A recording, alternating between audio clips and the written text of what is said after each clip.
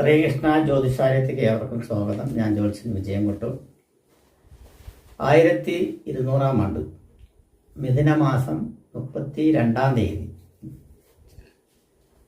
വൈകുന്നേരം ഏകദേശം 26 നാഴികയും 43 വിനാഴികയും ഉള്ള സമയത്ത്, അതായത് ഏകദേശം ഒരു 6:30 6:30 മിഥുന രാശിയിൽ സഞ്ചരിച്ചുകൊണ്ടിരുന്ന സൂര്യൻ കർക്കിടക രാശിയിലേക്ക് സംക്രമിക്കുകയാണ്, പ്രവേശിക്കുകയാണ്. കർക്കിടക രവി സംക്രമം എന്നാണ് അതിന് പറയുന്നത്. കർക്കിടക രവി സംക്രമം. കർക്കിടകത്തിൽ രവി പറഞ്ഞ സൂര്യൻ കർക്കിടകത്തിലേക്ക് പ്രവേശിക്കുന്നതിന് സംക്രമം എന്ന് പറയുന്നു. കർക്കിടകത്തിൽ മാത്രമല്ല, എല്ലാ രാശിയിലേക്കും സൂര്യൻ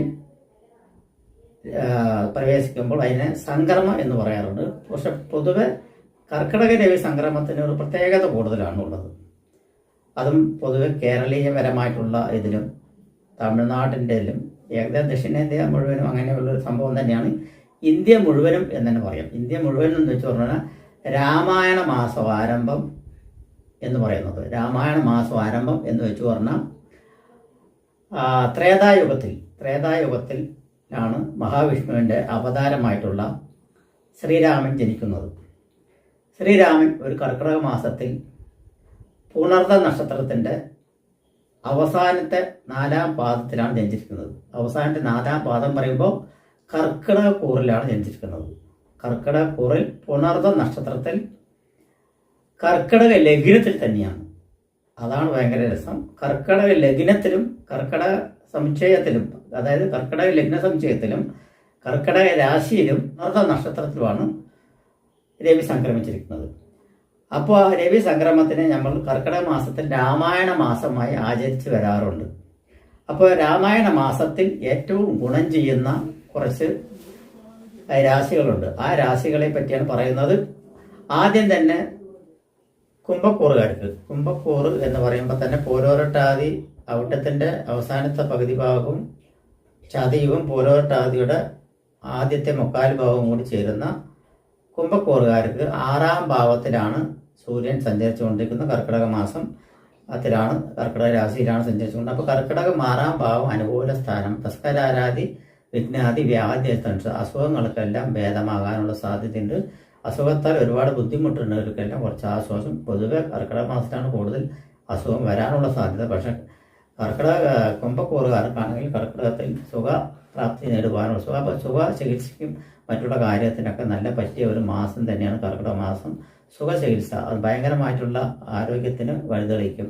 കർക്കിടക മാസ കഞ്ഞി, അതുപോലെ തന്നെ ആയുർവേദ സംബന്ധമായിട്ടുള്ള ട്രീറ്റ്മെൻറ്റ്, അങ്ങനെയുള്ള ഭാഗങ്ങൾക്കെല്ലാം കർക്കിടക മാസം വളരെ തിരഞ്ഞെടുക്കുന്ന ഒരു മാസമാണ്. അപ്പോൾ ഈ കുംഭക്കൂറുകാർക്ക് അതിൽ പ്രയോഗിക്കുകയാണെങ്കിൽ വളരെ ഗുണമായിരിക്കും. അതുപോലെ തന്നെ സ്ഥിരമായി മരുന്ന് കഴിച്ചുകൊണ്ടിരിക്കുന്നവർക്കെല്ലാം അത് ഫലിക്കുവാനുള്ള സാധ്യതയുണ്ട്. ഈ മാസത്തിൽ എന്ത് ചെയ്യുന്നു അത് ഫലം കൂടുതലായിട്ട് വരുവാനുള്ള സാധ്യത. പൊതുവെ കർക്കിടക മാസത്തിൽ എന്ത് ആയുർവേദമോ അല്ലെങ്കിൽ അങ്ങനെയുള്ള സാധനങ്ങളെല്ലാം കഴിച്ചു പറഞ്ഞാൽ ഫലത്തിൽ കാണും.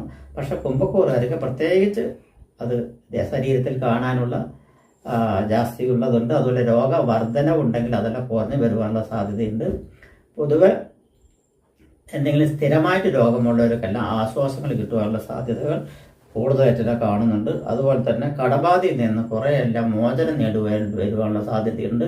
കടത്തിൽ നിന്ന് മോചനം നേടുവാനും കടങ്ങൾ പറഞ്ഞു തീർക്കുവാനും അല്ലെങ്കിൽ മധ്യസ്ഥത വെച്ച് നിൽക്കുവാനുള്ള സാധ്യത എല്ലാം കൂടുതലുണ്ട്. ധർമ്മസങ്കടത്തിൽ കഴിഞ്ഞുകൊണ്ടിരിക്കുന്ന കുറേ ആളുകൾ ഉണ്ടെങ്കിൽ അവർക്കെല്ലാം മനസമാധാനം കൈവരിക്കാൻ പറ്റുന്ന ഒരു മാസം കൂടിയാണ് ഇത്, ഈ കർക്കിടക മാസം എന്ന് തന്നെ പറയാം. അതുപോലെ തന്നെ ധനവരുമാനത്തിന് കുറച്ചുണ്ടാവും. മാറ്റങ്ങൾ വന്ന് ചെയ്യുവാനുള്ള സാധ്യതയുണ്ട്. അതുപോലെ തന്നെ സന്താന ലബ്ധി കൂടുതലായിട്ട് കാര്യങ്ങൾ സാധിക്കുവാനുള്ള സാധ്യതയുണ്ട്. സന്താനങ്ങൾ ഇല്ല എന്ന് ദുഃഖിക്കുന്നവർക്കെല്ലാം സന്തോഷ വാർത്തകൾ വന്നു ചേരുവാനുള്ള സാധ്യതയും ഈ കർക്കിടക മാസത്തിൽ കാണുന്നുണ്ട് എന്നാണ് പറയുന്നത്. അതുപോലെ തന്നെ കടങ്ങളെല്ലാം കിട്ടുവാനുള്ള സാധ്യതയും തിരിച്ചു തരാൻ, അതായത് നമ്മൾ കടം കൊടുത്ത വകകൾ കടമായി കിടക്കുന്നുള്ളത് ഉണ്ടെങ്കിൽ അത് തിരിച്ചു കിട്ടുവാനുള്ള സാധ്യതയും, അതുപോലെ തന്നെ അപ്രതീക്ഷിതപരമായിട്ടുള്ള ധനലാഭത്തിനും നേട്ടങ്ങൾക്കും കാര്യസാധ്യതയുണ്ട്. ഗവൺമെൻറ് സംബന്ധമായിട്ടുള്ള എല്ലാവിധ കാര്യങ്ങൾക്കും അനുകൂല സ്ഥിതി ഉണ്ടാവും. പട്ടയമാകട്ടെ, ഭൂമി സംബന്ധമായിട്ടുള്ള രേഖകളാകട്ടെ, അതെല്ലാം എല്ലാം തെറ്റിക്കിടക്കുകയാണെങ്കിൽ അതെല്ലാം നിലവിൽ വന്നു ചേരുവാനുണ്ട്. അതുപോലെ തന്നെ ബാങ്ക് സംബന്ധമായിട്ടുള്ള ലോണുകളും മറ്റുള്ളതൊക്കെ തടസ്സപ്പെട്ട് കിടക്കുകയാണെങ്കിൽ അത് തടസ്സങ്ങളെല്ലാം നീങ്ങി പെട്ടെന്ന് കൈവരിക്കുവാനുള്ള സാധ്യതകൾ കാണുന്നുണ്ട്. അതുപോലെ തന്നെ കളക്ടറേറ്റ് സംബന്ധമായിട്ടോ വില്ലേജ് സംബന്ധമായിട്ടോ പഞ്ചായത്ത് സംബന്ധമായിട്ടോ എന്തെങ്കിലും പ്രശ്നങ്ങളുണ്ടെങ്കിൽ അതെല്ലാം പരിഹരിക്കാൻ പറ്റുന്ന സമയമാണ്. അതിർത്തി പ്രശ്നങ്ങൾ വലുതുണ്ടെങ്കിൽ അതിന് പരിഹരിക്കാൻ പറ്റുന്ന ഒരു സമയമായിട്ടാണ് കാണുന്നത്. അതുപോലെ സഹോദര ബന്ധങ്ങൾക്ക് ദൃഢത ഉണ്ടാവാൻ സാധ്യതയുണ്ട്. ബന്ധു സമൂഹങ്ങളായിട്ട് ഒത്തുചേരുവാനുള്ള സാധ്യതയുണ്ട്. പുണ്യസ്ഥലങ്ങൾ സന്ദർശിക്കുവാനുള്ള സാധ്യത മിക്കവർക്കും കൂടുതലായിട്ട് കാണുന്നുണ്ട്. പൊതുവെ കർക്കിടക മാസത്തിൽ രാമായണ മാസമായ കാരണം നാലമ്പലം തൊഴാൻ പോകുന്ന ഒരു പതിവ് ചിലവർക്ക് കുറേ കാലമായിട്ട് കണ്ടുവരാറുണ്ട്. അങ്ങനെയും തീർത്ഥാടനം എന്ന് പറയാം. അല്ലാതെയും തീർത്ഥാടനത്തിലുള്ള സാധ്യത ഇവർക്ക് കൂടുതലായി കാണുന്നുണ്ട് കുംഭക്കൂറുകാർക്ക്. കുംഭക്കൂറുകാർക്കും കർക്കിടക മാസത്തിൽ വളരെ അനുകൂലപരമായിട്ടുള്ള മാറ്റങ്ങളല്ല ഗുണാനുഭവങ്ങൾ തന്നെ കിട്ടും എന്നുള്ള യാതൊരുവിധ സംശയമില്ലാത്ത കാരണമാണ്. നമസ്കാരം.